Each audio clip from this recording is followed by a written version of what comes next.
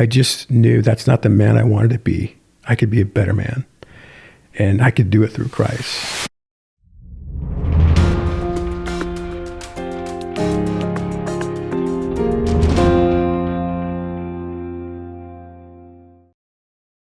Welcome back to the Mountain Movement Podcast. I am your host, Josh, and this is my co-host, Scott. Oh, sorry. I'm Scott, and this is Josh. Today we have a really great guest for you today. His name is Rich Martinez, as Siri likes to call him. He is the owner over at Christian Brothers Automotive, and obviously the premise of this podcast is, faith and business, and so he's a perfect guest. Thanks for coming, Rich. I appreciate it, guys. I'm really humbled just for the opportunity to be here with you guys, so thanks. Yeah, we've been looking forward to this because Scott's actually been talking you up quite a bit, and you've had, from what I've heard, talking you up. It's been good. So I've been excited because this has kind of been, we had to reschedule, and been kind of waiting for this. Awesome. Well, let's hear a little bit about Rich. Where's Rich from? Well, I'm from Southern California originally. Grew up down there. Went to college down there. So we moved up here to Boise about 19 years ago, and moved up here because at the time I was working for PepsiCo.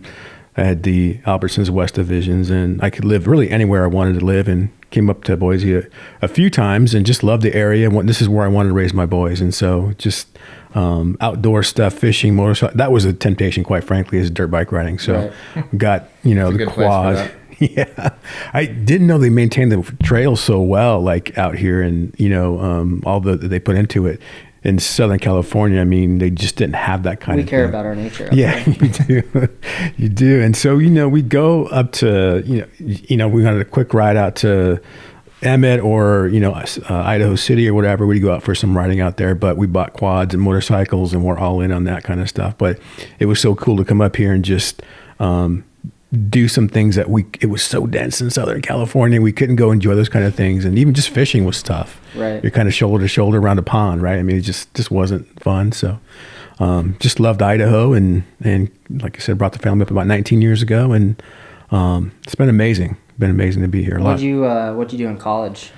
So I majored in organizational development. So basically it's an HR degree. Got out of that, and then when I got through college, I never used my HR. I used my HR degree to a certain point, but actually got a job sales working for Kraft Foods. Did a lot. Mac and cheese, baby. Mac cheese, yeah, mac and cheese. And this was back in the day when Philip Morris actually owned Kraft Foods, and so it was the mothership. It was like Miller Beard, Tombstone Pizza, the Kraft. This was a machine, but it was a great place to be able to learn. And I did a lot of data insights and things like that for Kraft Foods. Is it true? I read an article that a lot of these big conglomerates, so you have one factory, right? Mm-hmm. And they're all producing the same product, mm-hmm. and then the big conglomerates are just slapping their own label on it and selling it. There's some truth to that. Yes. There's some, obviously with patents and things like that, there's some differences, but a lot of times it's the private label like at a grocery store, they'll tell you it's the same thing. A lot of times it is. Right. There has to just be a tweak in some of the recipe, but it's the same factory that's making it. Yeah. Mac and cheese was notorious for that. That was a pretty common thing. I love mac. I mean, you can only do so much, I feel like. Yeah. They've got more creative, but yeah. So you haven't used a ton in college. So did you go to college in Southern California then? Yeah, I went to the University of Laverne, kind of very North Orange County area, touching into LA County. Nice. Is that close to home for you? Yeah, it was really close. We grew up in the Brea Fullerton area in Orange County, and Laverne's in between Cal Poly Pomona and the Claremont schools down there in SoCal. So. Where's that in relative to like Cal State Fullerton? It's north. I guess it would be more. Excuse me. Actually, it's east of Cal State Fullerton. Thought I was going to go play baseball at Cal State Fullerton. Yeah. Two of our guys made Cal State Fullerton, and they had a different opinion. So I how dare they? I know. Reached out to the JC coach, and he said, "Well, he goes, you can walk on." And I knew at that point that if I could walk on, my career was over. So. But that was great growing up down there. The baseball was so competitive and so good down there.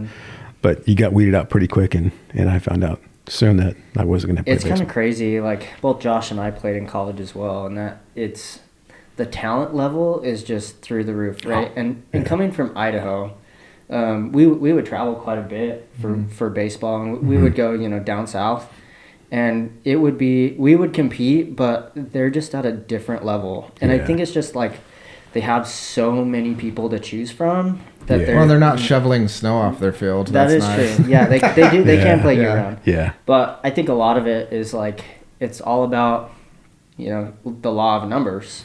Yeah. Right? If you have 50 kids coming to try out for a baseball team versus 100 kids, the law of numbers is going to be better for the team that takes from 100 kids than it will be from 50 kids, right? Yeah, absolutely right. And year round had a lot to do with it. I mean, you could put up a baseball cage in your backyard. I mean, guys were always playing. And so back in the day, though, like we'd still switch. I'd still, like a lot of kids are so into one sport and it's year round. Like I transitioned from football to baseball. I mean, it was just like, and it was a natural, seamless thing. But now that when kids play, they're so dedicated and it's year round. And which burns them out, actually. Oh, yeah. It's you read some of the statistics. Kind of getting off on a tangent with baseball, but you read some of the statistics that like travel ball is ruining our competitiveness when it comes to baseball, right? Because you're spending literally 365 days playing baseball. Yeah. And at 10 to 15 years of age, like your body is toast by the time you reach 16, 17. So it's kind of crazy. So you didn't play ball in college. You graduated. Now you are married. I am. Did you meet your wife in college? How did you meet your wife? No. This is a funny story, and this was BC. So we it was before Christ, but for me anyway. But we were down. Actually, we were out for my birthday with some buddies, and down in a bar in Newport Beach, and I met her in a club, and it was funny because she was talking to some guys, and I had caught her eye, and thought she was pretty attractive, and there was a guy talking to her, and his nose was like a little bent, like a hockey player, like he'd got knocked around a little bit. And I was looking at her, and she's looking back at me, and I'm like making fun of this guy's nose, and I don't know what I know I had some alcohol in me, but I thought it was funny. And then when the guys kind of cleared away, she said, "What are you, one of those guys at alcohol instant a-hole?" And so I said, yeah, I thought that was funny. And I'm like, she's a firecracker. So anyway, long story short, we ended up having a normal conversation after that and hit it off, but it was a typical, like, how'd you meet your wife? It was in a bar. I mean, that's what it was. But and how long have you been married? Been married 29 years. That's great. So yeah. That's wow. Yeah. It's been. That was BC. Yeah. Holy moly. Yeah. Relative. No, that's awesome. And then I guess when did obviously you bring up the fact that BC or before Christ was in your life. When did you get into? Yeah. When were you saved? Almost 10 years ago now. Okay. Leading up to it, I was traveling a lot with PepsiCo. I was on the road. I worked on at the time I was working with our, the Lipton Pepsi joint venture. So I led our Lipton business. Like the tea, exactly. Okay. And so I was managing our small format nationally, and I was around the road all the time. So I was calling on the 7-Elevens of the world, the Dollar Generals and things like that. And so each year between like May and probably September, I was on the road, and I was going to different accounts, and we're planning up for the upcoming year, and whether doing custom products or limited time offers, whatever that was like, it took a lot of time. And so that was several years of kind of building up and me not being around, her running the household, basically raising the kids. My 17-year-old, which was our surprise 17 years ago, but I missed so many of his little league games. I just, she was not happy with me. I wasn't happy. Right. And we just got to the point where we were out with some friends one evening and got into an argument, and it was like, this is the point, because it had been building up a lot to this point, and we had plenty of arguments, and just realized that we probably needed something to enter our lives, and otherwise we were going to be done. And I don't know what compelled me, but I just decided. We had gone to Eagle Christian Church around here a couple of times with some friends, and then just realized that after this big blowout that morning after, I just got on my knees and prayed, and and it was so powerful because God was speaking to me, and you need to go to church. And so after that first service, I actually reached out to one of the guys over there, Mark Post, who did a lot of baptisms for Eagle Christian. And right after that service, we connected, and he said, come back. And like the next week we had coffee, and he saved me in a coffee shop. And so that was a turning point. Like I wanted to be a better man. I wanted to be somebody better for my wife. I wanted to be around the kids more. And that was the turning point for me, was just the fact that we were either going to be together or not. And we had to put a lot of time in this marriage, and had a couple of older boys at that point. But that's the point when I found Christ, probably about 10 years ago. And he's just been in my life, and it's such a change for where I had been. My almost immediately my outlook changed. I just knew that's not the man I wanted to be. I could be a better man, and I could do it through Christ. And did you grow up with like the faith or your wife? Because you said you went to church before. I did with some friends before. My side of the family was big in the church, but my parents moved. When I was really, really young, they moved from Albuquerque out to Southern California. But my grandfather started a church. On my mom's side, and my dad's family recognizing the church for like almost 100 years in Albuquerque. So he's got dedications and things like that. But this isn't their fault. They just, when we moved out there, that wasn't a part of our lives anymore. To Southern California. Yeah, to Southern Cal. And so that changed a lot. And so, we'd always go back and visit them, and, we'd go to church, and I just had no idea what was going on. So I was just kind of going through the motions. But It wasn't until about 10 years ago when, all this happened, and I knew what having Christ in my life meant. And it meant a significant change, a mindset, and just that I can't do this alone. And it's such a common story, realizing that you can't do this alone. But wow, like for me, it was just, there was a peace, there was a calmness, and I knew I had to be something different. So when you share that story, a lot of us, I think, struggle with like, how do I know when God's talking to me? Or like when I'm praying and I feel like I'm not getting answers and stuff. Mm-hmm. I think all of us have probably had an experience, that is at a higher level than others, right? Mm-hmm. And it's kind of like the day-to-day stuff that gets difficult. But, what was it that you felt specifically? You talked about calmness and peace, but where you felt that God was talking to you?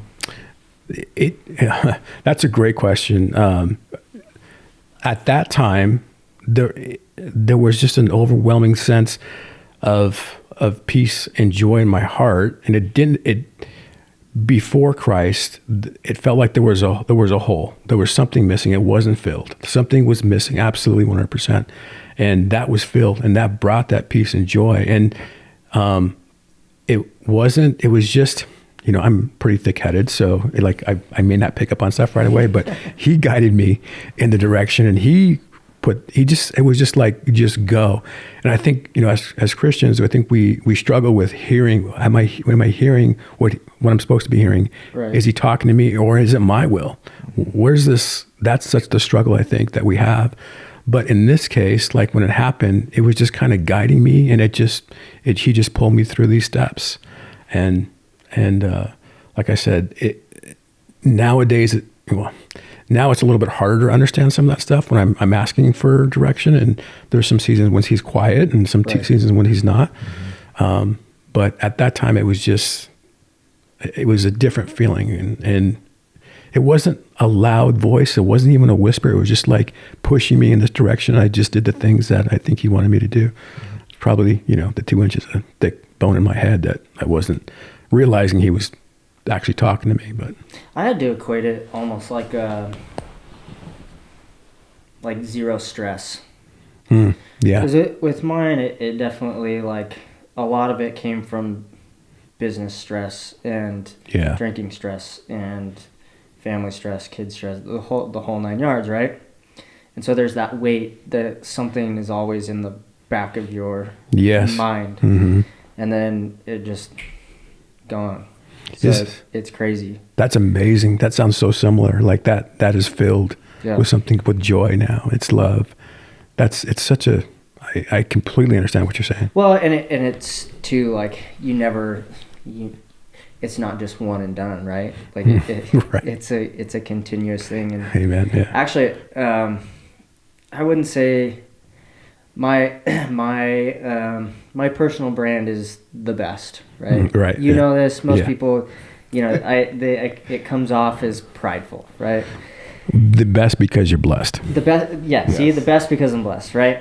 Well, at service this last Sunday, they talked about pride, and dude, it hit pretty hard. Yeah. Right. Yeah. And it's like, I try to be as humble as possible, and that personal brand that has kind of been built I'm like trying to change that to be more humble in the way of representing myself and being a follower and being humble in that realm, right? Yeah.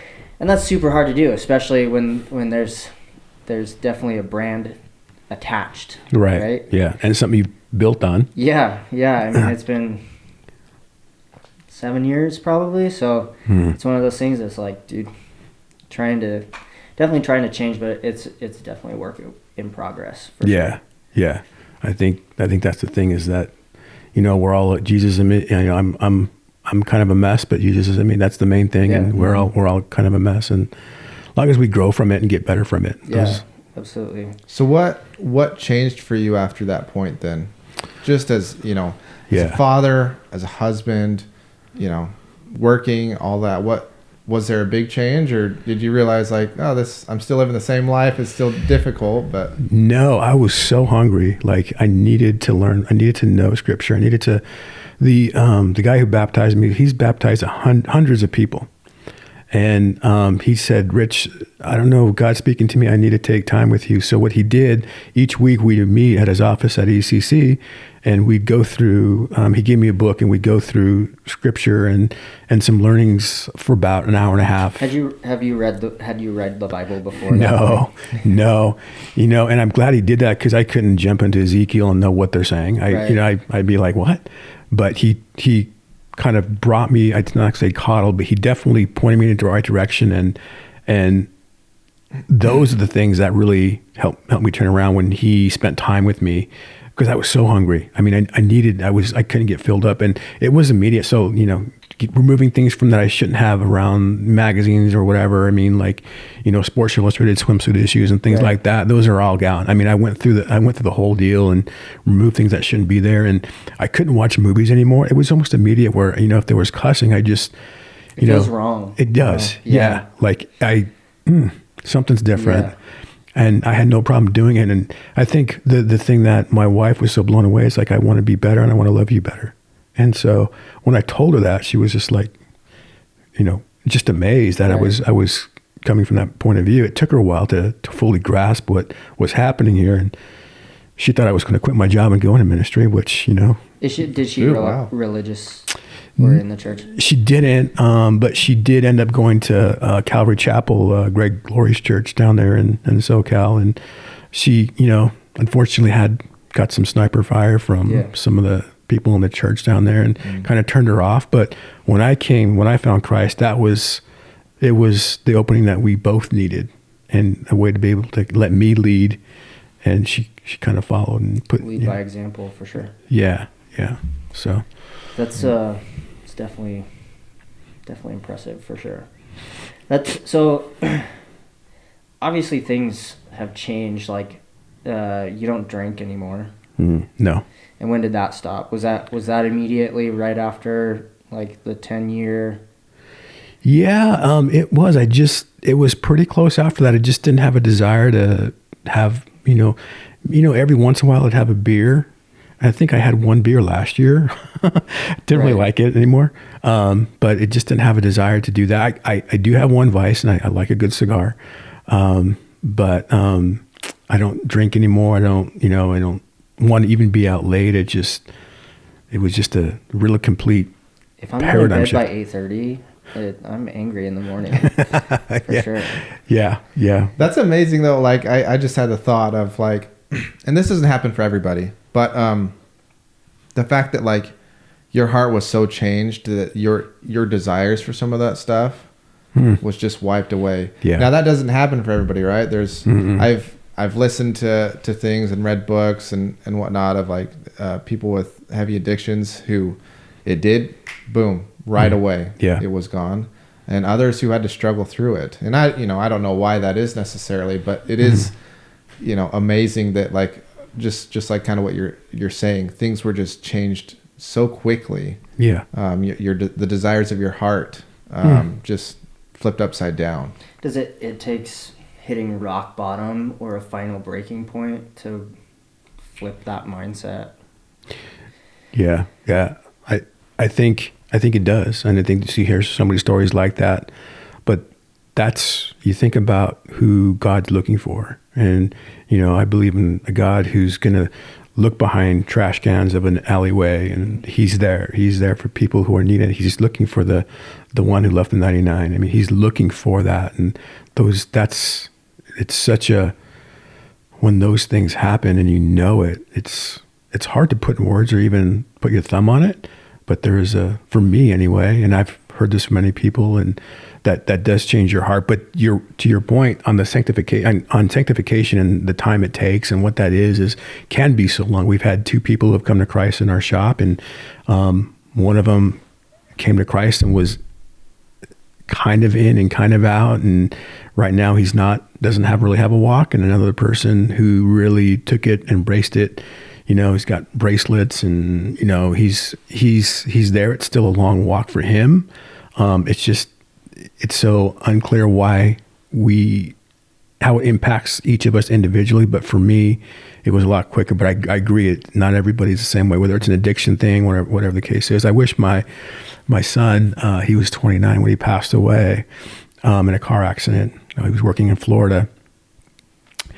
He was leading a solar company, and like they'd go out to different parts of the country, and so he'd kind of lead that. But he struggled so much with addiction.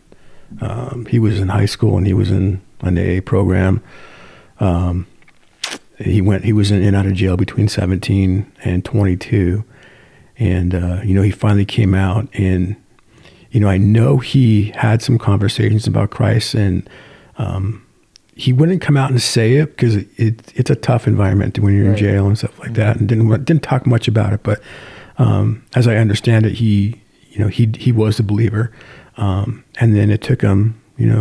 He started turning into the man that we knew he could be. We saw the potential in him. He was so outgoing. He never cracked a book in high school and still graduated with like a 3.8, and so smart. But I wish I had got to his heart earlier. Or I know He's got a plan for everybody, but the struggle was real, and he turned into the person that we knew he could be. And like I say, that kind of that sanctification process so different for everybody, and so hard to know what He's got planned for you. And I think it's at the end of the day, it's having that faith and not giving up in that faith, and it's a struggle for me. It's a struggle, and I have many friends who are very well-known business leaders in the community, and it's a daily struggle for them too. But I think that's the main thing, is fighting the fight and staying with that. I wish I had been in my son's heart earlier, be able to get to his heart and with Christ. But he left us with 2 amazing grandkids, and so we've been blessed with that. So Are they here? Do they live here? They do, yeah. So Walker's 10, and we found out the week that Cody passed that his fiance was pregnant with his second son. So Bailey's almost 3 now. Actually, he's 3 now. So wow. But it makes you wonder again what the whole plan, right? Yeah. When you say that he was becoming the man that you knew he could be. Yeah. I want to talk about that, like as a father and everything, kind of dive into that. Because we've discussed it multiple times, because it does weigh on you as a father, right? All these things and your children, trying to do what you can to help them and guide them along the way. And, you 10 years ago finding Christ, and I'm sure there's a reflection a little bit on like, okay, what could I have done different? What did you do different? Kind of walk us through that a little bit. Oh gosh, what I could have done different. The list is long. I think for all of us. Yeah. I think so. Coming after finding Christ, it just realized that there were so many gaps in my life, and being able to be the dad that I should be, and loving the kids, and telling them that I love them more often. I think in this world, it's so easy to have pride. We talked about pride earlier. Some of that pride doesn't allow you to do that kind of thing and say I love you and be vulnerable. Right. And I think that's the whole thing with finding Christ, is being vulnerable. And gosh, I don't know the answers. For me, the biggest thing as a dad was sometimes I admit when I'm wrong. Like, I admit I did something wrong. Maybe me and my wife had a couple of crosswords for a few minutes, and then one of the boys overheard it. I would go and apologize to them. Right. Obviously to my wife, if she apologized first. I'm just kidding, honey, if you're listening. I'm just joking. But no comment. If that was the thing, is that also when your heart changes that way, you can and you want to be vulnerable. For sure. That's where you make up your ground. It's like, hey, I'm human. I love Christ and Christ is in me, but I'm going to make mistakes. And that was for me was one of the things is for as a dad that I need to be vulnerable. And I remember at that point, I would never tell my kids I messed up. I'm sorry. Right. Like I had to be this guy, like forget about it. After that, I mean, I can't, there's countless times where I've had to apologize for them and I did this wrong and don't do what I did and I made a mistake. But when we make those mistakes, it's okay. It's okay. It's not the end of the world. There's nothing to prove. Nobody's going to remember that stuff. It's not on video. Yeah. No, most times, right? Something like that. Now more than ever, I think maybe, but yeah. No, it is. It's kind of crazy because you look at like, especially like with us having younger kids, and we appreciate you sharing the story because it's more than helpful. Like how can we be better husbands and fathers, and that we appreciate you telling us this because it definitely helps us grow. And that's like my worst nightmare. Yeah. So I'm sorry that you had to go through that. Yeah. Yeah. And I think, if you take you can just imagine like that happening, you lose a child, the stress it causes on the family, but how your heart feels. This is the opportunity to say, hey, do it now. Spend time with him now. It was so cool to have Cody in my life when he got out of jail. He wasn't there before. And when he left the house, it's because I kicked him out. He brought drugs in the house and I had to make a decision because we just had a baby in the house. Right. He had to kick him out. But when he finally realized that he needed to change his life to move on. And when he took some responsibility and accountability, it was just for us, that barrier was just down. Like right. It wasn't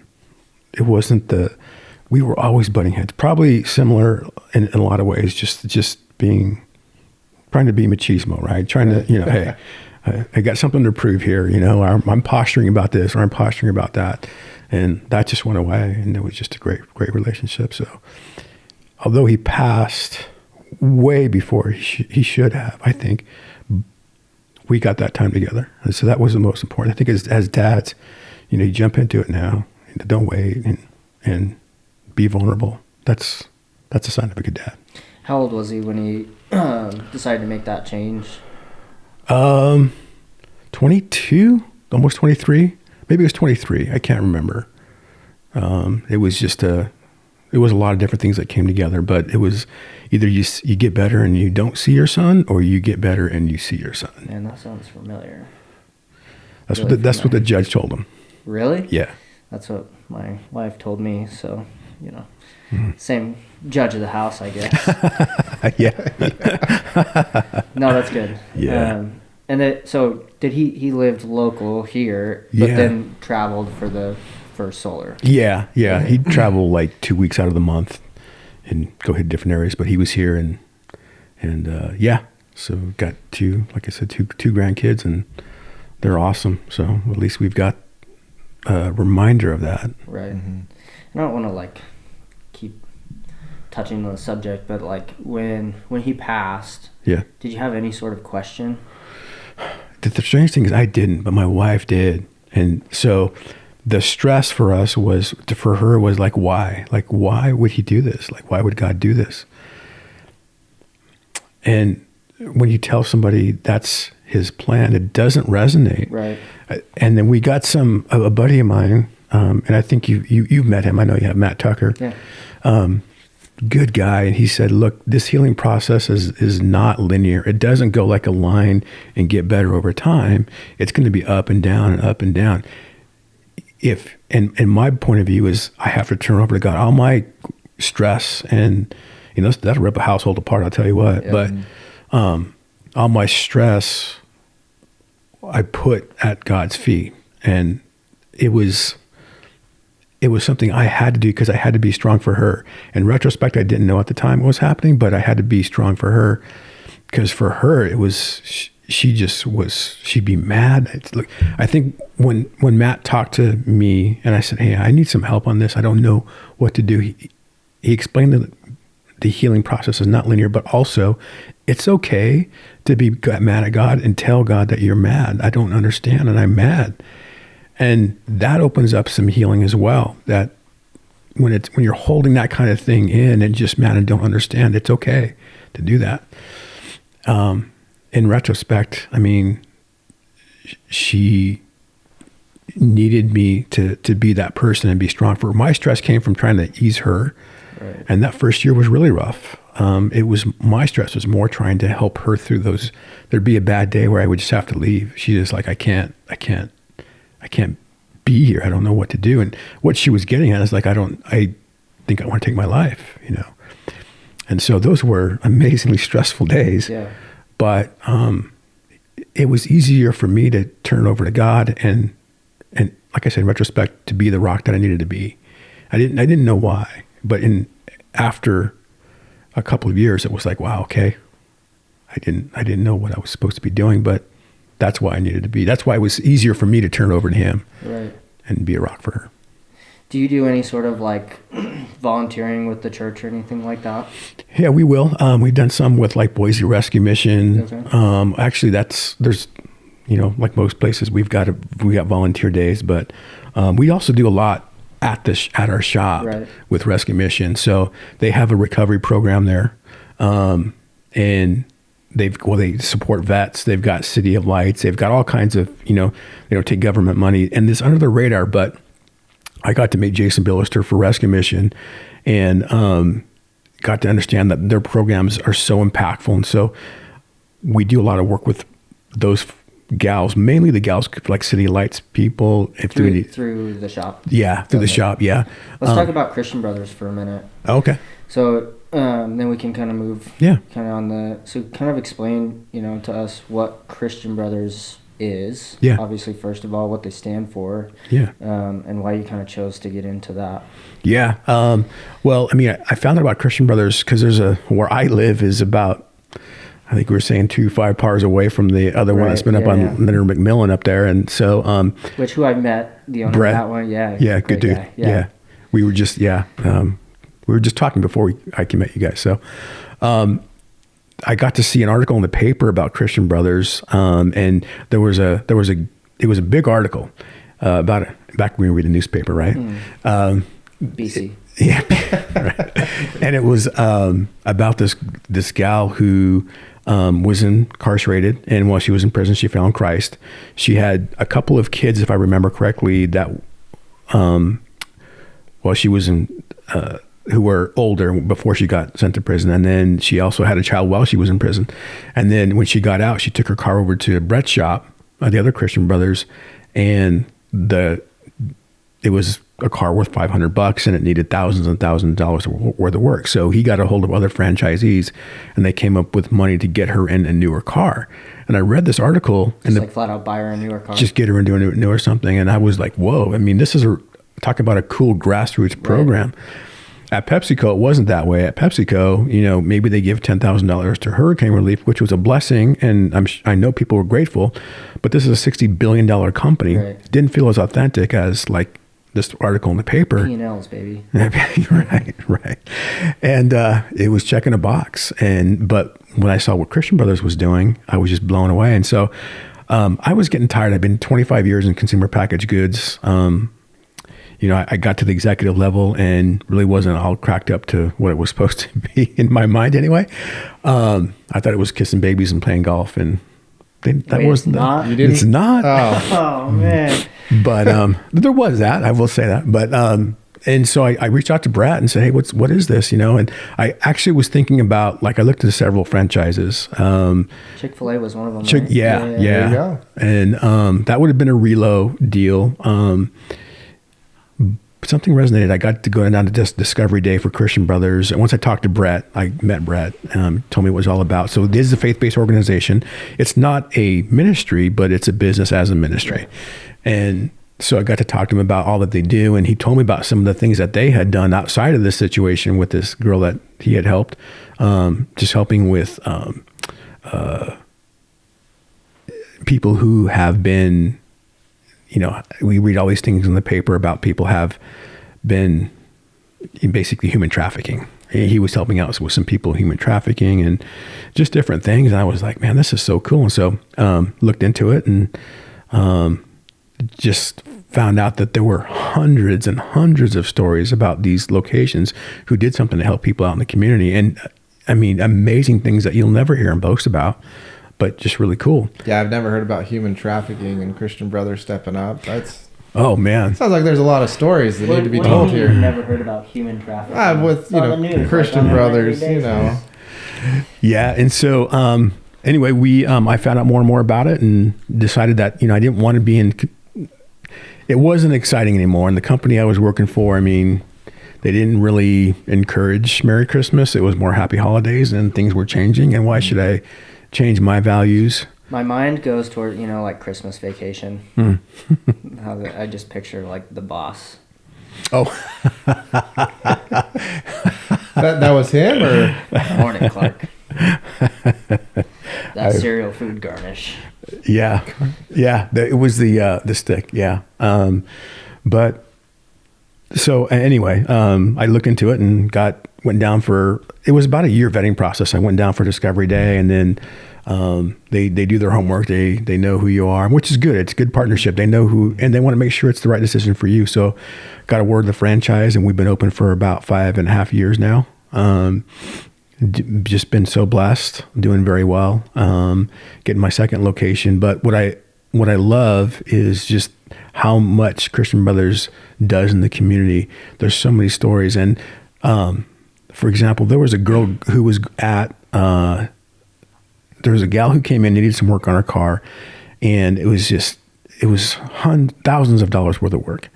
And she said, hey, is there any way you can help me? I can't afford this. I'm on government money. When people come in, we do some vetting. Like, I had met this girl, I had talked to her. She clearly had a rough go. She had 2 teenage boys. I think probably maybe on the spectrum a little bit. I wasn't sure, but in any case, she needed some help. And she was so sincere about it. And her name was Star. And I remember this because she had a tattoo of a star in the middle of her forehead, kind of a Charlie Manson type thing, but it was a star. But she was genuine and sincere. And we had a car in the parking lot that somebody had just given us. This happens fairly often. People don't want to do the work on a car, and they'll leave it with us. Wait, really? Yeah. You'll take cars? Yeah. Right. Yeah. As long as I can, as long as it's not something that I can't fix for, like a Jaguar. Yeah, Jaguar. May or may not have that sitting in his backyard. Yeah. But we got to help her out. And so this was really cool. The whole shop pitched in. I mean, it was guys giving their time, vendors giving their parts. If guys didn't have a lot of cash, one guy filled up her tank with gas. Another guy. What's your staff? They were donating their time? Everybody. Really? Time, money, washing the car, whatever. And she didn't know about any of this. And so we had this car and we called her in and said, hey, can you come pick up your car today? We're just not going to be able to do all the work on this one. And the hook was in, and she came down, had no idea what was going on. We told her, we brought her outside and gave her the keys to the car, and she was just in tears, shaking, couldn't believe we're doing it. Like, why? Well, this is what we do. This is what Christian Brothers is about. And so we get to be able to steward the business in a way that can be a light in the community. And there's a number of stories. We've given away 15 cars since we've been open to people in need. Yeah. Dad's in need, so I'm not discriminating. Just so cool. And I'm just an idiot who's been put in a place where I can steward a business that can make that kind of impact in the community. And that is one of our goals at Christian Brothers, to be a light in the community. And so it's such a cool thing. I think the challenge for us as a faith-based organization is we're not a ministry, but we're business as a ministry in a secular world. And so the challenges become with some of our employees where, you don't have to be in a religion to work for us. All I ask that you do right before man, if not before God. So have integrity in what you do is critical. It's what we're all about at minimum. Do you find it difficult on the employee side of things?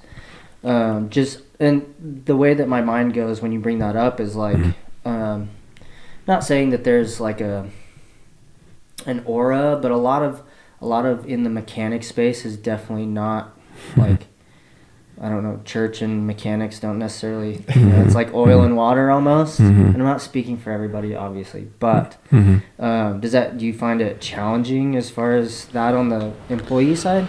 And I know you've been very, very blessed as far as this. Every time I'm in there, your staff is phenomenal, right? Yeah. So have you had any sort of like struggles on that aspect? I'm pretty clear when we interview, when we bring people in that, hey, we are a faith-based organization. If I'm letting you know if this isn't going to work for you. So we try to do some filtering that way. Right. However, we have had our challenges. I think the constant challenge is, how do we show them Christ without being really overt, for sure, without scaring them away? And really, I think what the difference is for an organization like that, there's a lot of low-hanging fruit. And so if I can just be kind to them at one time, and I've helped almost everybody in the shop one way or another, and it's mostly writing a check. Hey, little Susie needs this. Somebody needs help with that. My wife happened, so and that's okay. But it's the way that I can show them how I care for them, not to mention developing relationships with them. And they're just not used to that. So the low-hanging fruit part of it is just to have a relationship with them and let them know that as a faith-based organization, they need to know that I may be the only version of Christ they see that day, that week, that month, whatever. But these are some hard guys. I mean, these guys have had rough stories. I mean, I nothing compared to what I've gone through, and nobody's really defined in terms of that, in terms of being a faith-based organization, but where I think where you can be, when you have a business as a ministry, you can be better than the organizations who are focused on, I'm going to give all these benefits and perks, I'm going to use DEI. I'm going to do, like, you don't need to do that. Right. If we're using Scripture as a way to be able to run our business, you're winning already. You've overcome those things. You're showing them love already. And it doesn't have to be in the form of some sort of quota or allocation with who you hire, how you hire. It doesn't have to be that. If you're following Scripture, you don't need DEI. You don't. You don't. That's a good point. It's about love, right? I mean, yeah, you're in the world, but not of the world. And yes, it's the walk, and to see somebody be genuine about something, about a relationship, about running a business. Yeah. It's amazing. Like, these people will go on, right? Your employees, and, not be there forever. Some probably, will, and, or maybe they'll go start their own franchise eventually. Right. But guarantee that's going to make a difference in their life, that they're going to reflect on that moment specifically. So to be able to build an organization like that, I mean, I knew nothing I did not know this. I've seen a Christian Brothers, and I've been in the, grew up in the Valley and everything, and didn't know this stuff. Like you're saying, it's not written in the papers necessarily. Yeah. And that's neat. It's just not, we don't shout it from the mountaintop. Right. But so we're located 87 East Calderwood. Shameless plug. We'll get you on it. Right. You got to, yeah. But no, you're right. I mean, it doesn't need to be that, and that's what I love so much about it. We were at a convention last week in Palm Springs, and there's 300 franchisees there, and you can imagine the stories that these guys have seen, and just the opportunity that we have to be able to influence those and cultivate and grow those relationships. In fact, I have somebody he's in our franchise program. He's actually going to take over one of my shops when I retire. But what an opportunity for somebody and to be a part of this. And I have a technician now who he sees what's going on. There's more to it than this, and there's a bigger picture. So now he's pressing really hard to take over a location, and I have a sunset goal of about 6 to 7 years. So that could be very realistic for both of them. It's just how we go about that. But I think they see. Well, I know they see, and it's obvious they do, that Christian Brothers can be something different and really make an impact in people's lives and doing it. So as a business owner, I've given employees money, right? Yeah. How are you now? You're right. Blessing an employee, it typically comes in the form of cutting a check, right? That's 99.9% of the time that it happens, right? Right. How are you combating, or I guess vetting, in the aspect of like not letting them take advantage of it?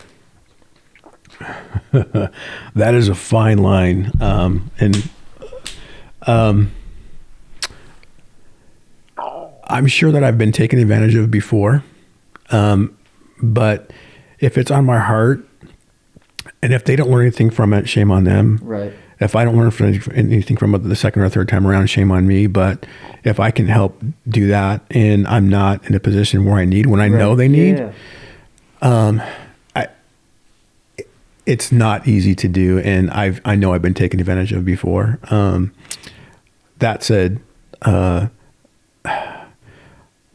would I decipher that? It would be more, if I have, most of the time it's somebody coming in my office, as you probably know, they close the door. Right. Hey, here's what's going on. And if it's on your heart and they're in tears and here's what's going on and it's all legitimate, then yeah. And quite frankly, it probably doesn't help them when I have been taking it. I know that I was helping somebody out quite a bit. But it just was on my heart to help him out. He's consequently left. And I think that's the lesson he's going to learn when he leaves. He's not going to get that anywhere else. And what he had before. I have 2 people in the shop who left and came back. They came back to us for a reason. And not because I'm giving them money, but because it's a place where I think they feel safe.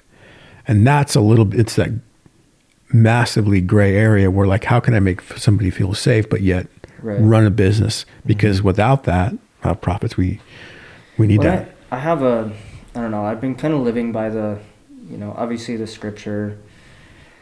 And it comes down to, like, this is not our money, right? Right. This is, we are a steward to God's financial wealth, right? So, I've helped some people pretty recently, and it's one of those things that it's like, it's hard to question. Well, I guess it's easy to question, like, did I do the right thing, or am I being taken advantage of in the aspect, right? So, I have to ask that question. Well, and I think it's a balance, right? Like, it's a balance too of, like, am I enabling them? That could become a thing at some point. Yeah. Right? Yes. Which we don't want to do that. Yeah. And I mean, I'm not a business owner. And I've wondered too, kind of piggybacking on this a little bit, when it comes to, like, terminating, their employment with you. You probably, I assume, like, maybe know their situation and realize, maybe for some of them at least, this is going to really affect them, and maybe not just them, but maybe their family. Yeah. Wife, kids, and all that. Yeah. I mean, that's got to be tough. Yeah. It's heavy on your heart when you have to make those decisions. I mean, no matter what, you're responsible for them and their families. And I think that's where I think it's a little bit easier for me when it's a performance-based thing versus I'm not personally responsible sometimes, right? I can't manage my money well. Or it could be a situation that it's got out of control, but when it's a performance-based thing, it took me a while to when I coming from a white collar background, I could just say something to my team, and these were go-getters. I mean, you got a hot shot, kid out of NBA from a Big Ten school. Right. I mean, he's not gonna. You tell him once, it's gonna be done. Mm-hmm. He's gonna over deliver. Right. Whereas these guys, your chief reminder officer all the time. But I think what happens when they're not performing well, it's not a surprise to them. We've got to make a decision that's probably going to be better for them in the long run. There's been times where I've had to reprimand people and say, look, and make a decision. And I've told them flat out, like, this behavior, I hope that someday that you realize that this behavior can't be tolerated. You don't have to come back and thank me in a year and 6 months or anything like that. But I hope you have some self-actualization to realize that this won't happen. And I wish the best for you. It's just not going to continue to work here. And so, that's a conversation. That's a very difficult one to have, but it has to be done. And when the business is talking to you, if you're in tune to if you're running the business the right way, well, at least listening to God with your business, when it's talking to you when you have to make those tough calls. But it's never easy. I never get sleep the night before. You always want to push back on it, like, do I really want to do this? Yeah. It's not easy. Not an easy. It's an easy conversation to get out of too. It's like, oh gosh, how about you just give him another chance? Yeah, well, that's what I'm saying. It's like it's so much easier to go back and do, like the hardest thing for me in business. It's not getting the business. It's not completing the project. It's not collecting money. It's not managing the money. It's literally keeping emotion out of the company. Yeah. Right? Yeah. That separation is the hardest thing, right? Yeah. Well, and like, I don't know if you feel this way, but like with my businesses, like that's my baby. Yeah. Like that, I ground up, like I had nothing, absolutely nothing. And then built these businesses, and not saying that they're great, but what I'm saying is like, it is so hard to leave emotion at the door. Mm-hmm. Yeah. Yeah. Because if you are putting your trust into somebody, right? Yeah. You automatically feel responsible for them and their family, right? And then on top of that, then they start messing up, and if it's a performance issue, it's costing money. Yeah. At that point, like that's been one of the hardest things for me as far as being a business owner. Yeah. Yeah, there's so much at stake, and you put everything into it.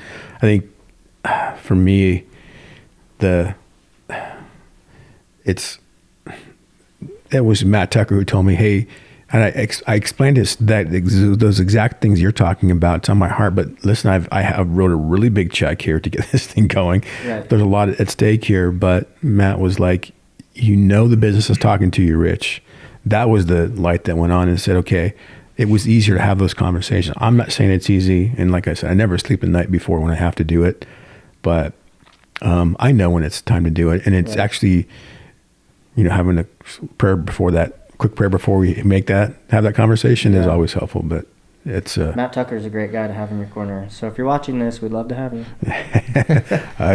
I bet he would do it. I'm gonna do a plug for you guys if you guys are interested. Now we're talking. Amazing man, amazing man. I've only spent like an hour and a half with the guy, and I was rather impressed. Yeah. Oh, such a good guy. And so he's the chair of C12, and he has multiple forums on this, but it's so amazing that he can do that because he was a CEO of a oil company. Right. He's got this background he actually was kind of a woodworking carpenter type person or something. And he's been through it all the ups and downs, but how he leads C12 and the men who are in these forums. I mean, you've got some heavy hitters in town.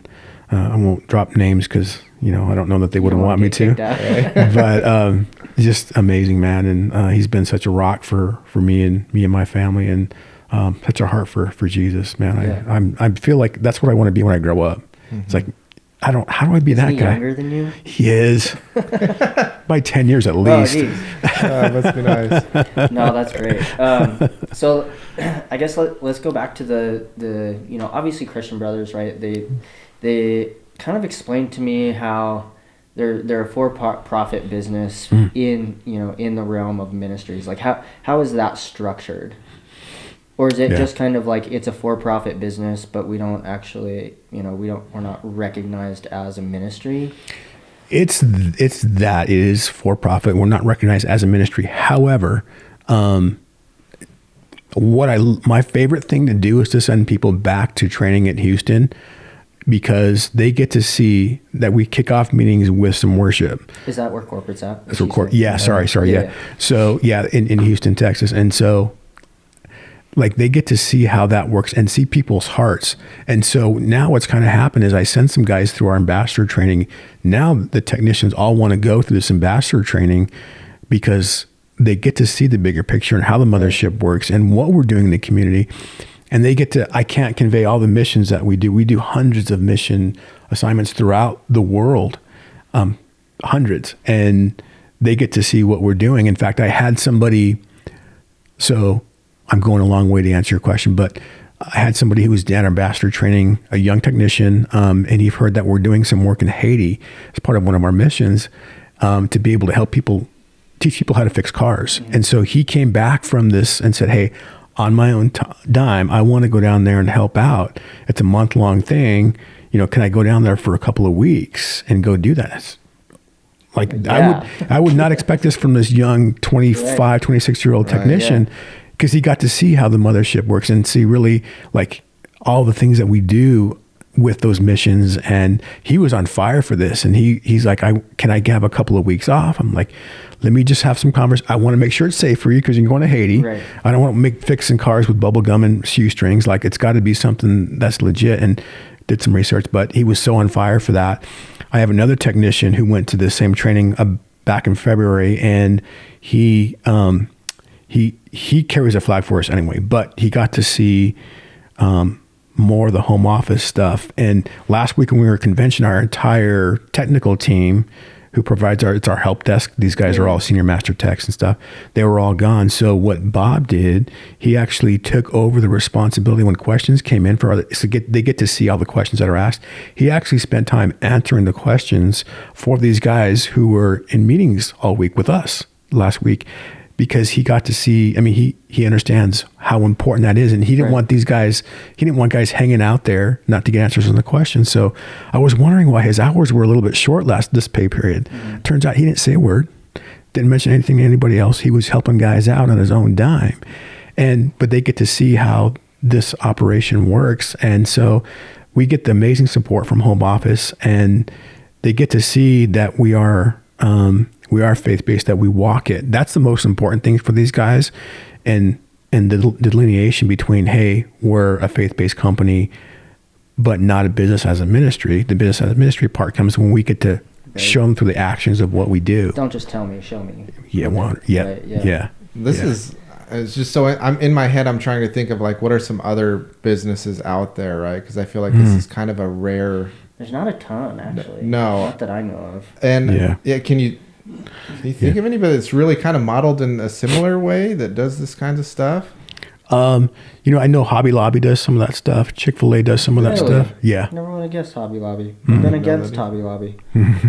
They're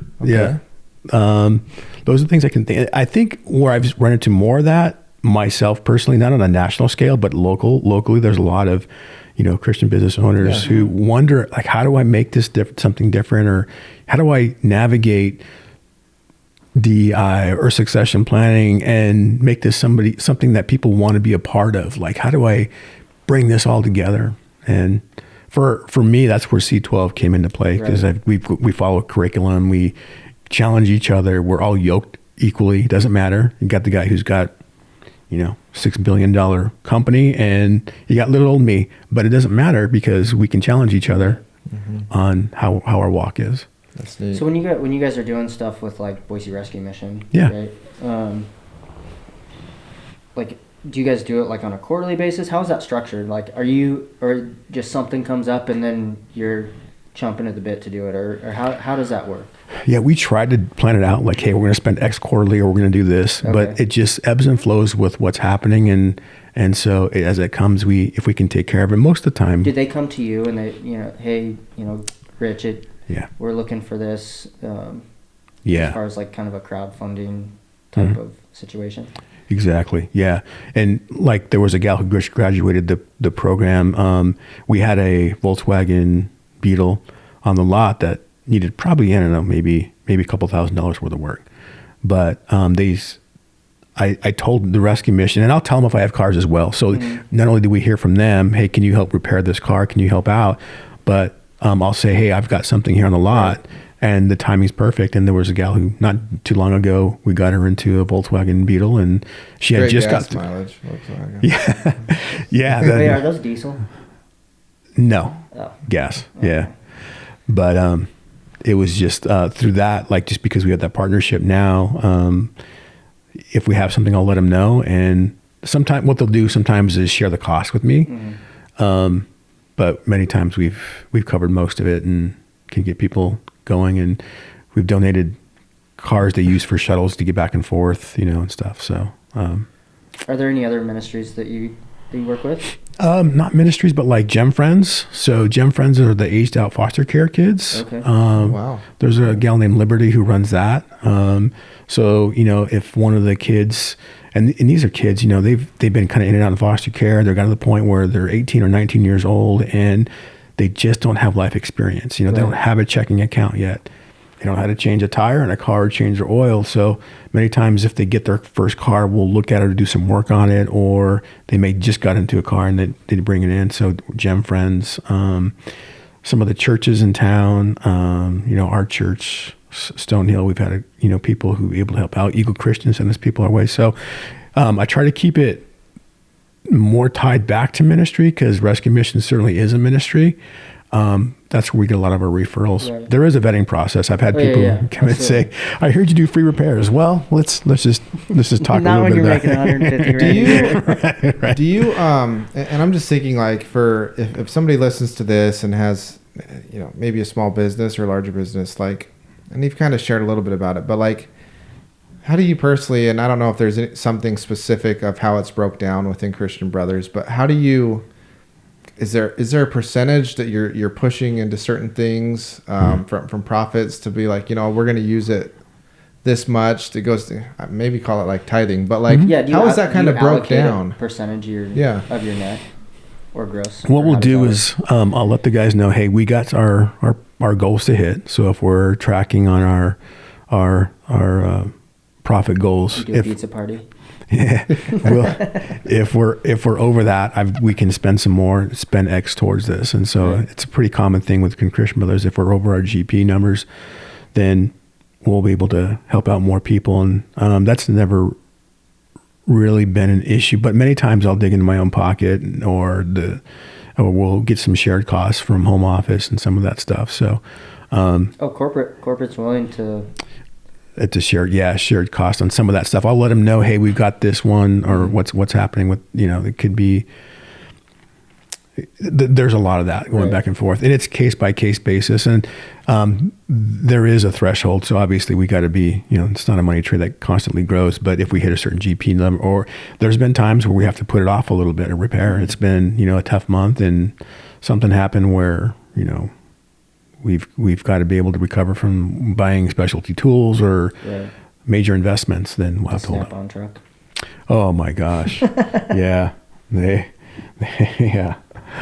Yeah.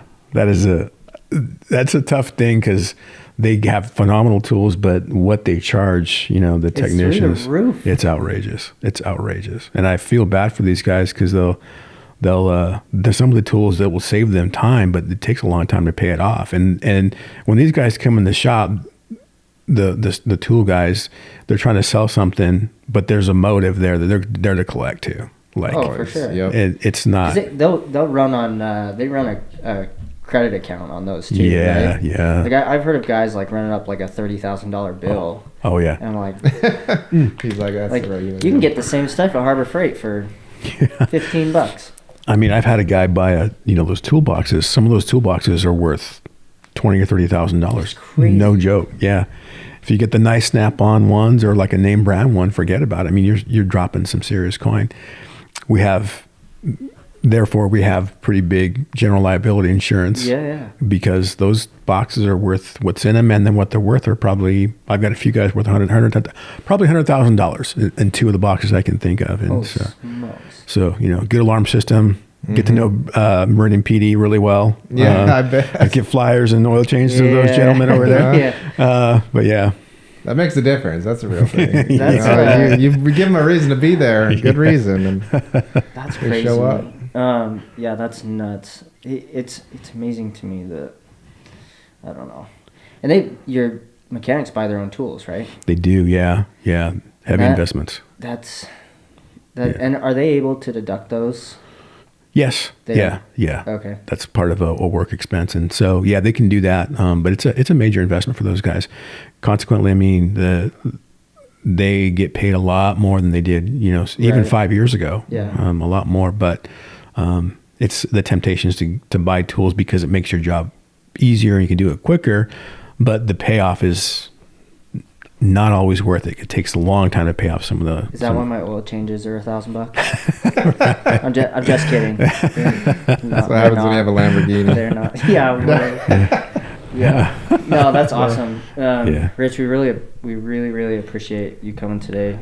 Obviously, plug your business, plug whatever you want to plug. I personally use you. Yeah. You've been phenomenal. You guys realistically do have the best warranty, which is, I believe, 30,000 miles or 33 years, 36,000 miles? 3 years or 36,000 miles, yeah. Whichever comes last, right? Yeah. Which is unheard of. It really is. It's better than the dealerships in the valley.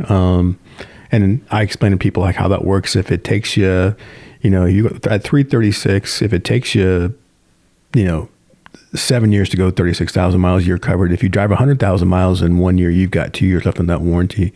It's the best in the valley. And then we also have a warranty company as well. Christian Brothers bought a national warranty company, and if you purchase that with us, it's not a revenue stream. So you purchase the warranty. Yeah. But it's a wash.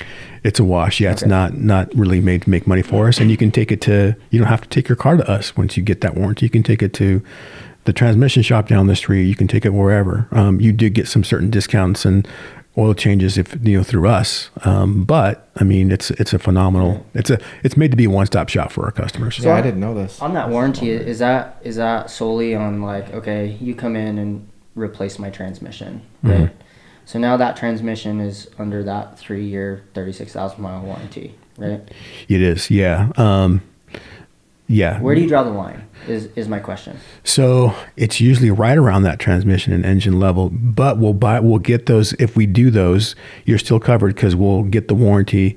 Jasper makes a phenomenal reman motor and transmission, so that they'll have that warranty, which is actually just as good as ours at 336. Right.